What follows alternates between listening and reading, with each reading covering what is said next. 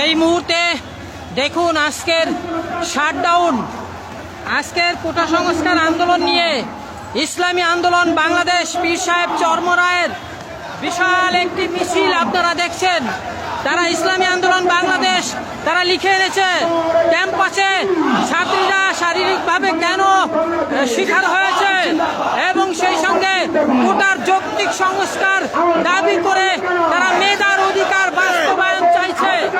দর্শক, ভিডিওটা শেয়ার করবেন, শেয়ার করলে ফ্রেন্ড লিস্টে থাকা বন্ধু বান্ধব প্রিয়জন এলাকাবাসী দেশবাসী সবাই জানবে। চলুন আমরা একটু দেখি যে পীর সাহেব চরমোনাই অনুসারীরা কি পরিমাণ আছে।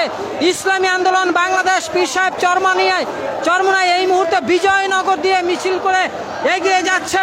দর্শক, এখনই শেয়ার করে দিন।